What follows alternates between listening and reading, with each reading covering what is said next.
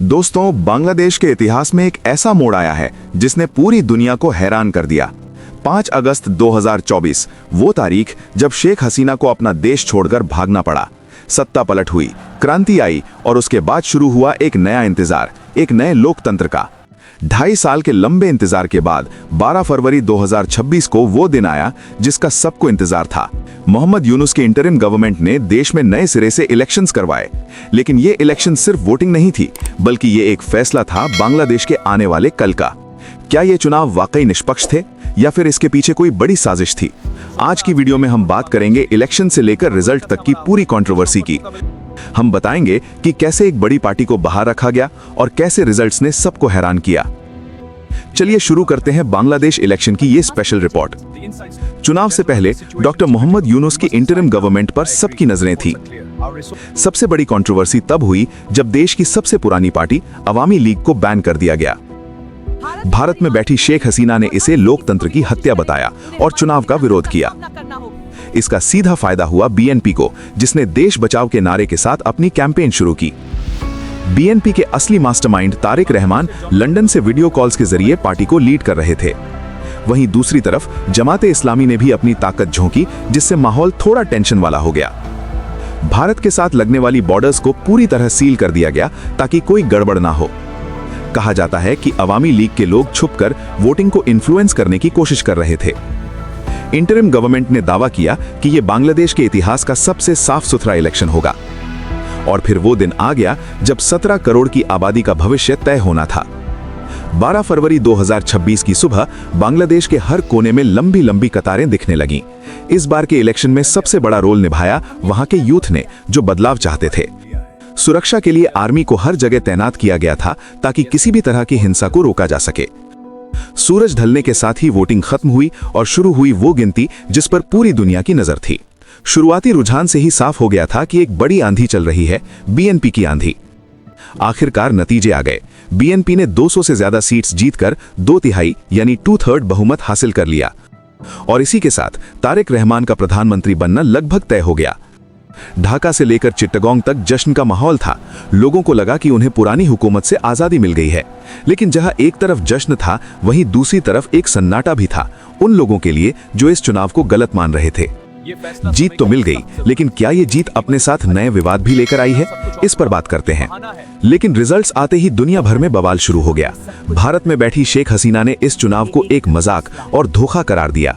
हसीना ने सवाल उठाए कि कैसे सिर्फ कुछ घंटों में वोटिंग का परसेंटेज इतना तेजी से बढ़ गया। उन्होंने इसे एडमिनिस्ट्रेटिव मैनिपुलेशन बताया। लेकिन सबसे दुखद खबर आई माइनॉरिटी कम्युनिटीज से। इलेक्शन के दौरान और बाद में कई जगहों पर हिंदुओं और उनके मंदिरों को निशाना बनाया गया। रिपोर्ट्स के अनुसार माइमनसिंह और मौलवी बाजार जैसे इलाकों में कई लोगों की जान गई और संपत्ति का भारी नुकसान हुआ। ह्यूमन राइट्स ग्रुप्स ने भी चिंता जताई कि क्या ये चुनाव वाकई निष्पक्ष थे, जब एक बड़ी पार्टी यानी अवामी लीग को मैदान में ही नहीं उतरने दिया गया। बीएनपी ने इन सारे आरोपों को नकारा है, लेकिन सवाल अब भी बरकरार हैं। क्या ये लोकतंत्र की जीत है या सिर्फ सत्ता का बदलाव? जीत के अगले दिन ही बीएनपी ने भारत से एक बड़ी मांग कर दी।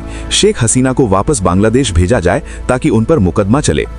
हालांकि भारत के पीएम नरेंद्र मोदी ने तारिक रहमान को बधाई दी है और रिश्ते सुधारने की उम्मीद जताई है। बांग्लादेश आज 2 हिस्सों में बटा हुआ दिख रहा है, एक जो नए सवेरे से खुश हैं और दूसरे जो अपने भविष्य को लेकर डरे हुए हैं। अब पूरी दुनिया की नजर इस बात पर है कि तारिक रहमान की नई सरकार माइनॉरिटीज की सुरक्षा कैसे करेगी। इलेक्शन के बाद सबसे बड़ा सवाल था भारत के साथ रिश्ते कैसे होंगे। पीएम मोदी ने तारिक रहमान को बधाई देकर दोस्ती का हाथ बढ़ाया है। बीएनपी ने साफ किया है कि वे भारत के साथ रिश्ते सुधारना चाहते हैं, लेकिन बराबरी और इज्जत के दम पर। उनका नारा है फ्रेंड्स यस, मास्टर्स नो। लेकिन सबसे बड़ी रुकावट है शेख हसीना का भारत में होना। बीएनपी ने उन्हें वापस लाने की मांग तेज कर दी है ताकि उन पर बांग्लादेश में ट्रायल चले। भारत के लिए सिक्योरिटी और ट्रेड दोनों जरूरी हैं। बांग्लादेश हमारा सबसे बड़ा ट्रेडिंग पार्टनर है और इसे बनाए रखना दोनों के लिए फायदेमंद है। तारिक रहमान ने कहा है कि वे पुरानी कड़वाहट को भूलकर एक नए रिश्ते की शुरुआत करना चाहते हैं। लेकिन भारत ने साफ कर दिया है कि रिश्तों की मजबूती इस बात पर होगी कि वहां माइनॉरिटीज कितनी सुरक्षित हैं। कनेक्टिविटी और इंफ्रास्ट्रक्चर प्रोजेक्ट्स का भविष्य भी अब नई सरकार के फैसलों पर टिका है। तारिक रहमान के सामने चुनौतियों का पहाड़ है, इकोनॉमी, सिक्योरिटी और विदेश नीति। क्या वे बांग्लादेश को उस मोड़ पर ले जा पाएंगे जहां से वापसी मुमकिन ना हो? आखिरकार बांग्लादेश में लोकतंत्र का नया सूरज निकल चुका है। 12 फरवरी 2026 एक नए युग की शुरुआत है। नई सरकार का पहला बड़ा इम्तिहान होगा देश की गिरती इकोनॉमी को संभालना और बेरोजगारी दूर करना। मोहम्मद यूनुस ने जिस बदलाव की बुनियाद रखी थी, क्या ये सरकार उसे आगे बढ़ाएगी? ये देखना दिलचस्प होगा। 14 फरवरी 2026 को तारिक रहमान ने पीएम पद की शपथ ली। पूरे देश की उम्मीदें अब उन पर टिकी हैं। सबसे बड़ी चुनौती होगी देश को एक करना, हिंसा को रोकना और हर धर्म के नागरिक को सुरक्षा का एहसास दिलाना। हसीना का दौर खत्म हो चुका है, लेकिन उनकी लेगेसी और उन पर चलने वाले केसेस अब भी न्यूज में रहेंगे। साउथ एशिया की जियोपॉलिटिक्स में बांग्लादेश अब एक नया मोड़ लेने जा रहा है। दोस्तों, आपको क्या लगता है, क्या तारिक रहमान बांग्लादेश का भविष्य बदल पाएंगे? कमेंट में बताएं। अगर आपको ये रिपोर्ट पसंद आई तो वीडियो को लाइक करें और दोस्तों के साथ शेयर करना ना भूलें। मिलते हैं अगली वीडियो में एक नए और दिलचस्प किस्से के साथ। तब तक के लिए जय हिंद।